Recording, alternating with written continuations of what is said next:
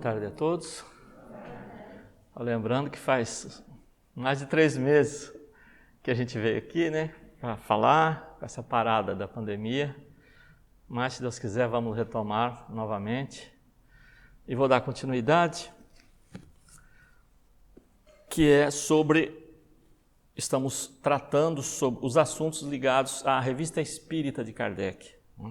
Nós sabemos que essa revista são várias, né, que ele produziu, e é a base de toda a sua pesquisa, todas as suas experiências, todas as suas anotações, tudo que ele percebeu com relação ao contato, às manifestações espirituais.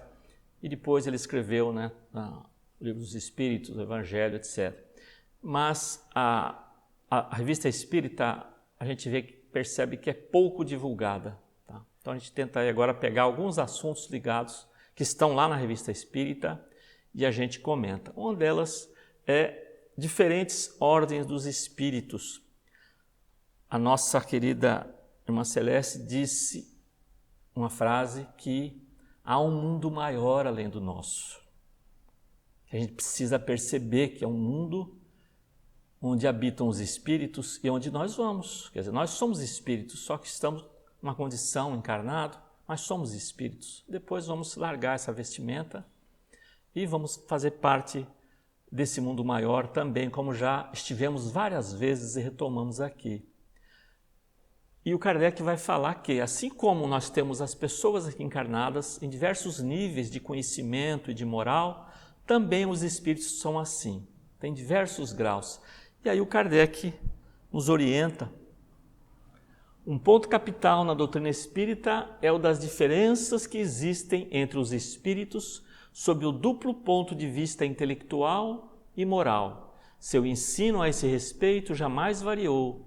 Não menos importante, porém, é saber que eles não pertencem eternamente à mesma ordem e que, em consequência, essas ordens não constituem espécies distintas, são diferentes graus de desenvolvimento. Então, esses estágios que os espíritos são colocados, pode-se dizer, espíritos puros, espíritos imperfeitos, não são fixos. Ele vai evoluindo, ele vai mudando de escala, não é? E aqui eu fiz um gráfico baseado no que o Kardec falou, começando aqui embaixo, a terceira ordem, espíritos imperfeitos, que são aqueles que ainda predomina a matéria sobre o espírito e pela propensão ao mal. Esses são os espíritos imperfeitos. A segunda ordem, espíritos bons, caracterizam pela predominância do espírito sobre a matéria e pelo desejo do bem. Quer dizer, já bem inverso do de baixo. O de baixo predomina a matéria e a propensão ao mal. Os bons espíritos predominam o espírito e a propensão ao bem. E a primeira ordem dos espíritos puros, os que atingiram o grau supremo de perfeição do espírito, porque a maior perfeição que existe é Deus, não é? Mas de acordo com o espírito que foi criado simples, depois vai se desenvolvendo, ele vai chegar num nível de espíritos puros. E aí eu fiz um gráfico aqui para a gente ter uma ideia, é como se fosse um gráfico apenas, tá? Isso não é coisa de Kardec, tá bom? É coisa minha que eu fiz o gráfico para a gente entender mais fácil. Vamos imaginar que essa parte de baixo é a nossa condição ainda de espírito primitivo, ignorante, não é? Bem ali no começo, na barra bem escura. Repara que ela vai ficando azulada, né? Um azul escuro, um azul claro e chega no branco. Então vamos imaginar que lá no branco, lá na ponta, são os espíritos puros que chegaram num alto grau de perfeição. Então repara que não existe uma linha aqui. Então o espírito está num determinado ponto, ele passa para outro, vai passando para outro e nunca volta. Ele não vai voltar na condição primitiva, sempre para o alto, até no máximo que ele puder chegar como espírito, tá bem? E agora vamos destrinchar essas categorias. A terceira ordem dos espíritos imperfeitos, como já comentamos, a predominância da matéria sobre o espírito, propensão para o mal e ignorância, orgulho, egoísmo e todas as paixões que lhes são consequentes. E aqui Kardec dá já numera melhor essa categoria, né? Então ele coloca já a nona classe, espíritos impuros, oitava classe, espíritos levianos, sétima classe, espíritos pseudo-sábios e sexta classe, espíritos neutros. Tudo ainda dentro dessa categoria, né, de espíritos imperfeitos ainda. Então repare agora como é que ele fala.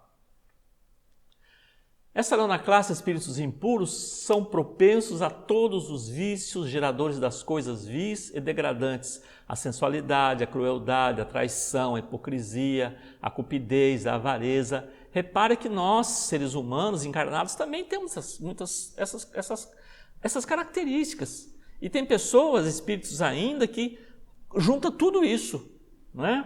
Fazem o mal por prazer. Tem pessoas que cometem crimes por prazer, é incrível, mas é assim ainda hoje, né? As mais das vezes sem motivo e por ódio ao bem, quase sempre escolhendo suas vítimas entre as pessoas honestas. São flagelos da humanidade e, quando encarnados, podem pertencer a qualquer classe social, né? Porque a classe média, a classe mais pobre, a classe rica, não. Qualquer uma dessas classes pode ter espíritos nessa categoria. Não esquecendo que, se a gente hoje não tem essa crueldade, essa traição, tudo isso aí, nós já fomos assim. Nós já tivemos níveis também ainda primitivos. Hoje estamos numa condição melhor e futuramente vamos estar numa melhor. Vai depender muito, evidente, da nossa condição.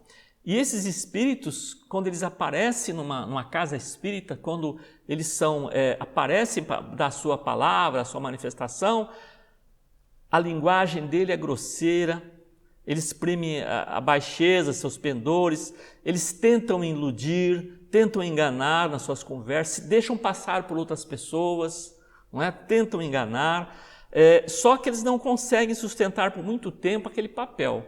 Às vezes eles dizem que são bons, eu sou um espírito que veio aqui dar um conselho muito bom para você. Aí começa, né, a pessoa que vai conversar com ele começa a ter aquele diálogo, chega uma hora que ele escorrega, ele mostra a sua verdadeira característica. Ele fica irritado, por exemplo. O espírito superior não fica irritado, jamais. Então você já sabe que, né, é um espírito que está tentando enganar, tá bem? A oitava classe são os espíritos levianos.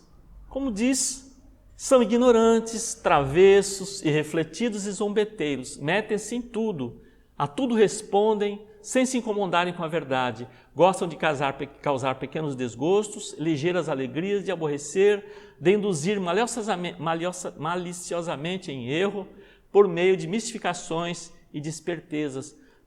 Esses espíritos, eles são também, que aparece Kardec, fala dos duendes, dos gnomos, dos diabretes, são esse tipo de espíritos. São mais zombeteiros, travessos do que maus, tá bem?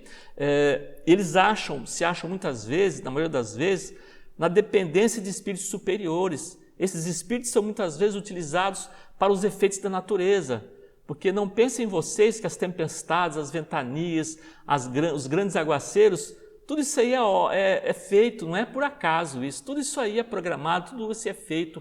E esses espíritos, muitas vezes, lógico, eles participam desses efeitos e sob a ordem de espíritos superiores. Eles fazem como se fossem seus servidores, né?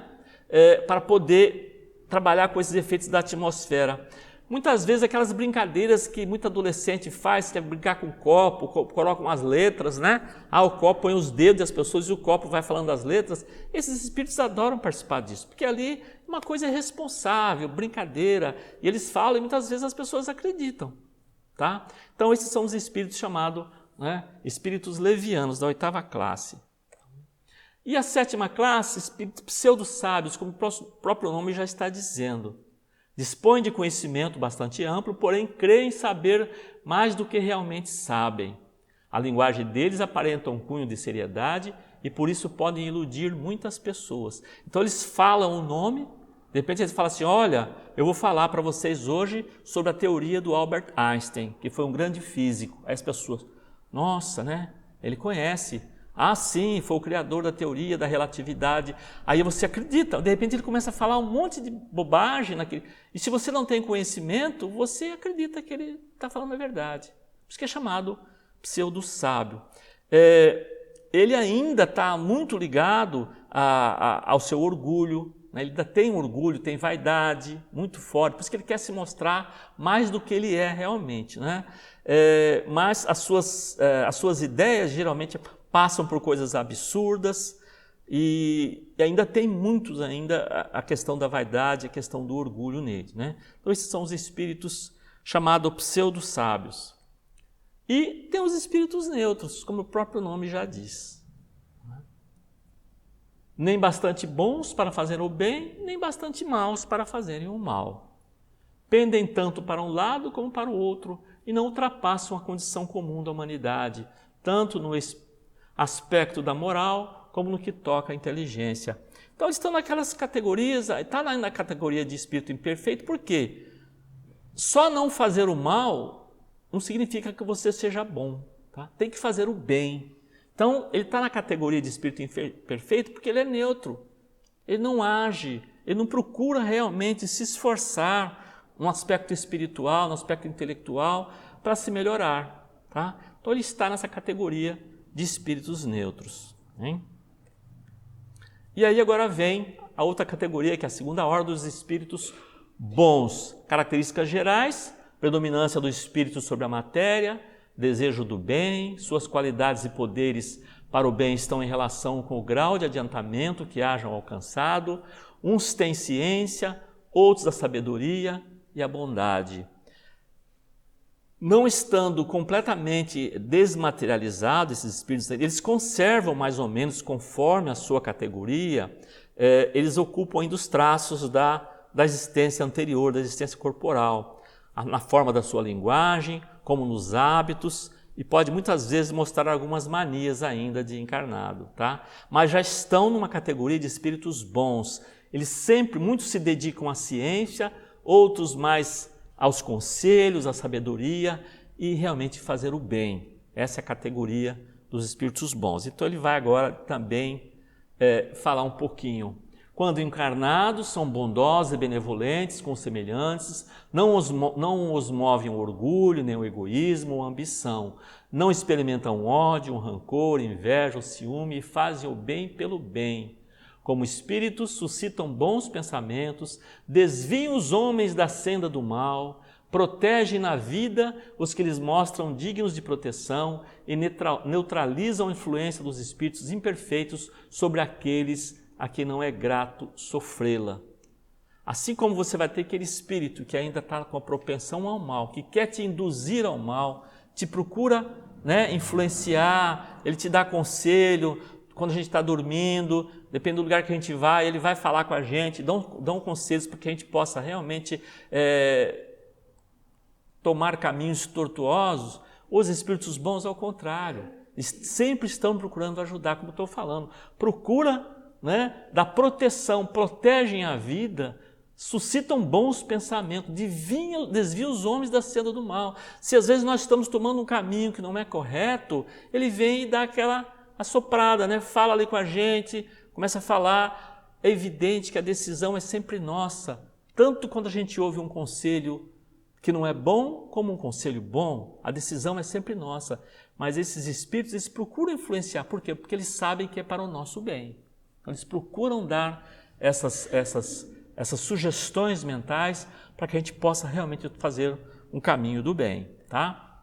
E aí, eles também se dividem, né? Quinta classe, espíritos benévolos. Quarta classe, espíritos de ciência. Terceira classe, espíritos de sabedoria. E segunda classe, espíritos superiores. Repare agora, ele também vai mostrar melhor. Os espíritos benévolos, como o próprio nome diz, a bondade é neles a qualidade dominante. São bons, sim, por excelência. Apraz prestar serviço aos homens e protegê-los. Hão progredido mais no sentido moral do que no sentido intelectual. Tá? Porque é difícil, de repente, a gente, na nossa categoria, ainda hoje, de espíritos comuns, a gente se dedicar a tudo. Tanto que a gente segue uma profissão, fica difícil você ter 10 profissões, não é? Fica difícil. Então você segue um caminho, eu sou da área da humanas, eu sou da área biológica, eu gosto mais da área da matemática, então você dedica àquilo. Ou eu gosto mais do pensamento, eu gosto da filosofia, eu gosto das letras, eu gosto da poesia, não é? Eles também fazem isso. Apesar de eles serem já um espírito num alto nível, mas eles se dedicam a mais a uma categoria, não é? E aí, espíritos de ciência, distinguem-se especialmente pela amplitude de seus conhecimentos, preocupam-se menos com as questões morais do que com as de natureza científica, mas para as quais têm maior aptidão. Isso não significa que eles não tenham moral, que eles não sejam espíritos bons. Sim, são, mas eles se dedicam mais. Aí aquele cientista que já está fazendo um trabalho na área da ciência, encarnado, vai ter aqui a inspiração desse aqui. Então é muito comum o cientista tá pensando numa teoria, ele vai dormir, quando ele acorda de manhã aquela teoria parece que está pronta na cabeça. A tabela periódica da química diz que foi assim. Aqueles elementos todos ali organizados, ele dormiu e acordou com aquilo na cabeça já tudo montadinho, né? Tá certo? Então, é provável que esses espíritos o ajudaram, mas tem a capacidade dele, tá? Tem a capacidade dele que foi possível desenvolver tudo aquilo que ele foi inspirado, bem? Espíritos de sabedoria, terceira classe, as qualidades morais da ordem mais elevada são os que os caracteriza. Sem possuírem ilimitados conhecimentos, são dotados de uma capacidade intelectual que lhes faculta juízo reto sobre os homens e as coisas. Então, aqueles que vão dar, sim, os conselhos, são aqueles espíritos, aqueles luminares que vêm, que encarnam no planeta Terra para desenvolver a questão moral, a questão espiritual da humanidade. Bem? A segunda classe, espíritos superiores, como o próprio nome diz, esses em si reúnem a ciência, a sabedoria e a bondade. Repare que ele já consegue aí, não é? Você pensa em Jesus. Jesus chegou num nível que ele tinha conhecimento, né? Ele tinha a evolução espiritual para ter uma moral. Quando ele chegou lá na pessoa do que estava no lunático, né? Espírito, né? Saia daí. Que os espíritos saíram, que era uma legião, ele tinha moral para fazer isso, ele tinha uma capacidade espiritual para poder fazer. Outra pessoa poderia dizer, os espíritos nem se incomodar. Mas Jesus tinha isso, não é? Tem isso ainda, né? Então, esses espíritos superiores, eles englobam, eles têm conhecimento científico, eles têm a sabedoria e têm a bondade. Bem? Da linguagem que empregam, se exala sempre a benevolência. É uma linguagem invariavelmente digna, elevada e muitas vezes sublimes. Sua superioridade os torna mais aptos do que os outros a nos darem as mais justas noções sobre as coisas do mundo incorpóreo, dentro dos limites que é permitido ao homem saber. Comunicam-se de bom grado com os que procuram de boa fé a verdade. Eles são pacientes. Quando eles vêm dar uma comunicação, quando eles escrevem, eles são sábios, inteligentes, cultos, todas as categorias bastante desenvolvidas para poder sempre auxiliar a humanidade. Não existe nenhum traço mais neles de vaidade, nem de egoísmo, de impaciência, de intolerância, nada, zero, não é? Sempre a bondade.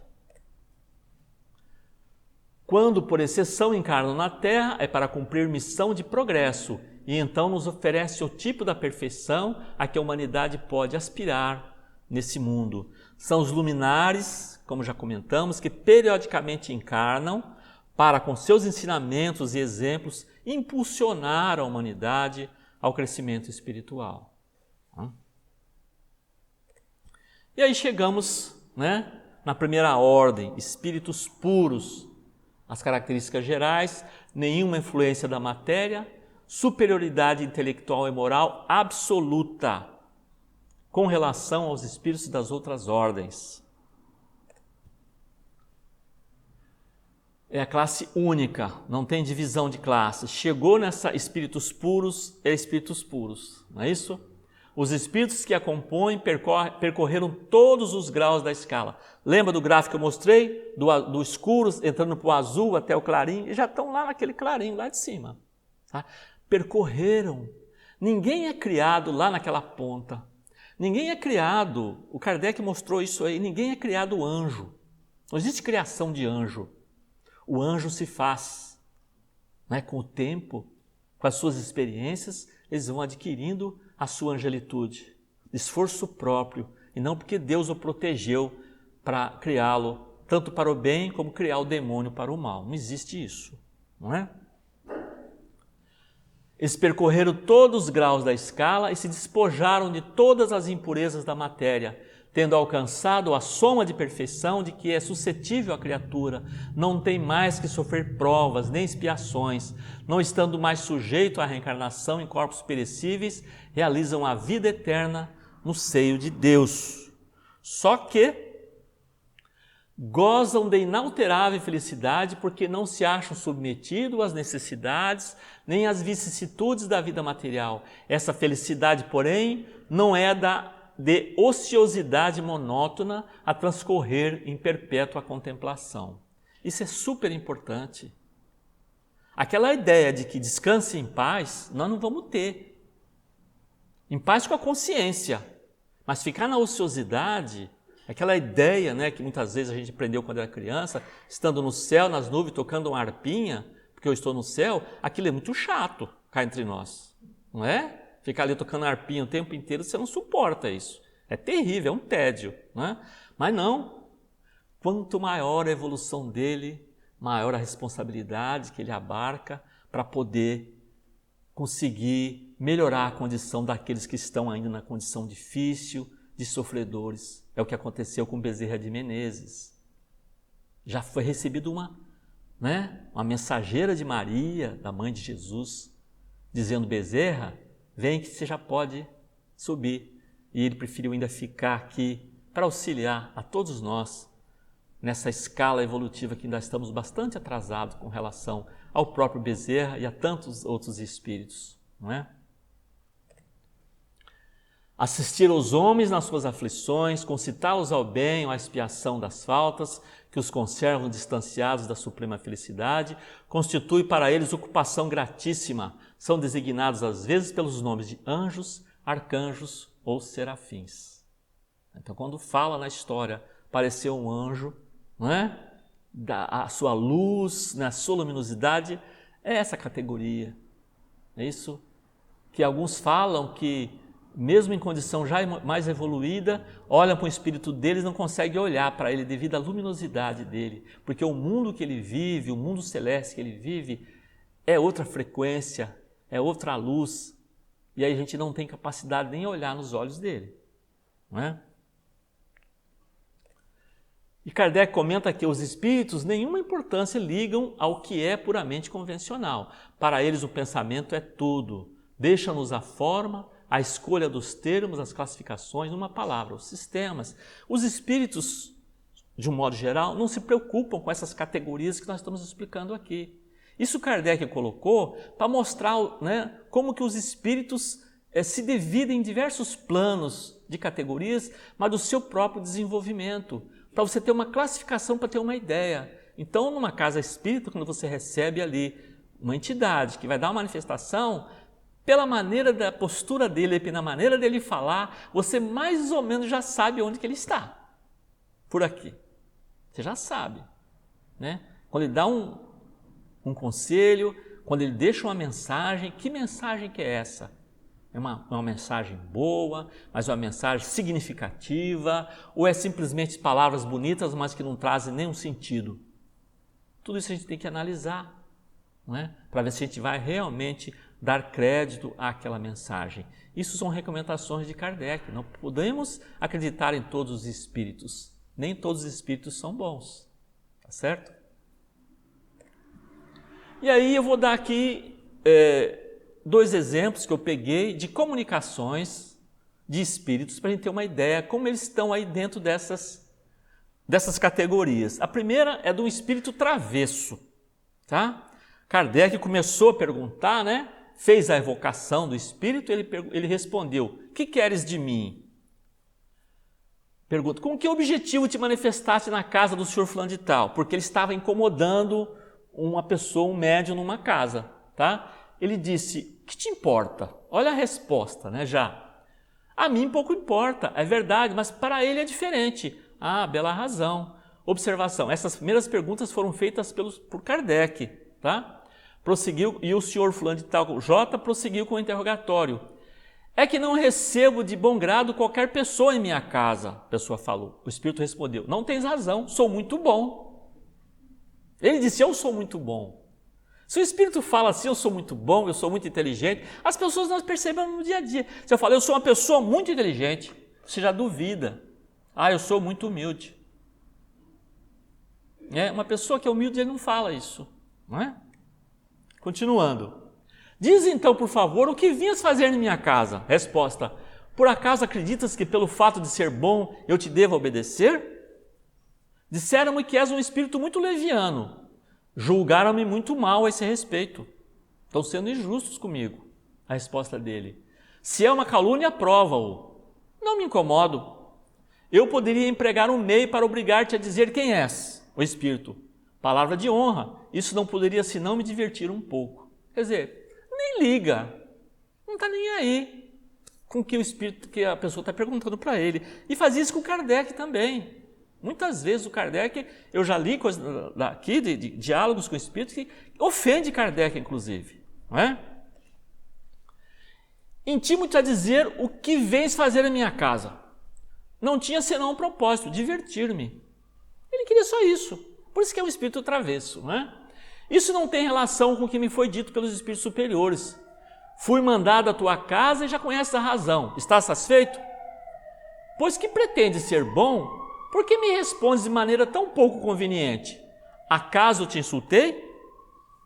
Não, entretanto, por que respondes de maneira invasiva, recusando-te a dar as informações que te peço?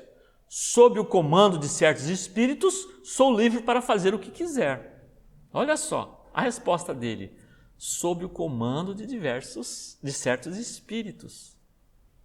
Sou livre para fazer o que quiser. Então nós sabemos também, assim como os espíritos superiores conseguem trabalhar com aqueles espíritos que estão lá na categoria dos gnomos, dos duendes, para os efeitos da natureza, existe também espíritos num grau de maldade que, posso dizer, escravizam espíritos para poder trabalhar para ele, para fazer o mal, etc, etc. Amando deles. A literatura espírita mostra isso, não é? E agora um trecho de São Luís. Veja, tá? Agora vocês vão comparar a diferença de um com o outro, né? O Evangelho segundo o Espiritismo, no capítulo 4. A pergunta que foi feita por São Luís, quais são os limites da encarnação? Olha que pergunta. A encarnação não tem, propriamente falando, limites nitidamente traçados. Se entende por isso o envoltório que constitui o corpo do espírito, já que a materialidade desse envoltório diminui à medida que o espírito se purifica. Repare que aí já está dando um ensinamento para nós. Assim que nós vamos desencarnamos agora, né? Nosso corpo fica, o perispírito ele vai ter, posso dizer assim, um grau de pureza, tá? De acordo com o que nós fizemos em todas as encarnações. À medida que nós vamos evoluindo, esse perispírito vai ficando mais etéreo, vai ficando mais leve para a gente entender. Tá certo? É o que ele está dizendo. E lógico, se ele está mais leve, se ele é mais etéreo, ele vai habitar um plano de acordo com aquela leveza do seu perispírito. Se o perispírito ainda está muito grosseiro, ele vai ter que habitar um plano compatível com o espírito grosseiro, com o perispírito grosseiro que está. É uma coisa natural. Por isso que é interessante a gente se lembrar. Não existe um julgamento. Nós não seremos julgados por ninguém, além da nossa consciência. Aquela história que Deus senta num trono e fala, ó, meus filhos bons, né? Vem para cá. Vamos ver o que você fez. Você vai para cá, você vai para lá, você vai para cá. Isso é uma alegoria, isso não é real. Né? Nós sabemos como nós somos. Nós sabemos os nossos defeitos. Muitas vezes nós tentamos esconder de nós mesmos. Mas nós sabemos. Então é a nossa consciência de acordo com o que nós fizemos. E Jesus deixou bem claro isso. A cada um segundo as suas obras. Então, já percebe que o Espírito já veio dar um ensinamento para nós. Só nessa primeira parte. Em certos mundos mais avançados que a Terra, ele já é menos compacto, menos pesado e menos grosseiro e, por conseguinte, menos sujeito às vicissitudes. Num grau mais elevado é diáfano e quase fluídico. De grau em grau ele se desmaterializa e acaba por se confundir com o perispírito. Olha só, o corpo vai se confundir com o perispírito. Tamanha é a sua leveza, tanto física quanto do perispírito. E aí vem a questão da alimentação, que é outra, tudo vai mudando, não é? A nossa alimentação ainda é muito grosseira para a nossa condição, mas nós precisamos disso ainda. Nós não conseguimos ficar sem comer, não é? Agora, é interessante a gente analisar o que comemos e quanto comemos. Porque ao nosso desencarne, a comida lá é outra. A gente costuma brincar, lá não tem churrasquinho. Não é? Aquela picanha, não tem. Não é? Então a gente tem que pensar nisso devagar, já pensando nessa possibilidade, né? Se possível, diminuindo, né? Para não levar aquele choque, tá certo? O próprio perispírito suporta transformações sucessivas, ele se eteriza cada vez mais até a depuração completa, que constitui os espíritos puros. E aí não tem mais necessidade nem de perispírito mais. Ele é, posso dizer, não existe uma palavra, mas eu diria que, sim, que ele é luz. Né? Ele é luz, mas uma luz que pensa, uma luz que age.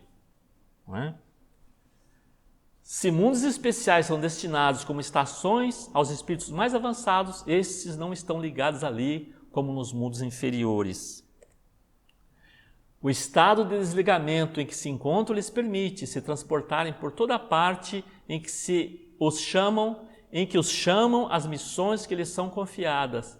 Se considera a encarnação sob o ponto de vista material, como ocorre sobre a Terra, pode-se dizer que ela é limitada aos mundos inferiores. Depende do espírito, por conseguinte, dela se livrar, mais ou menos rapidamente, trabalhando pela sua depuração.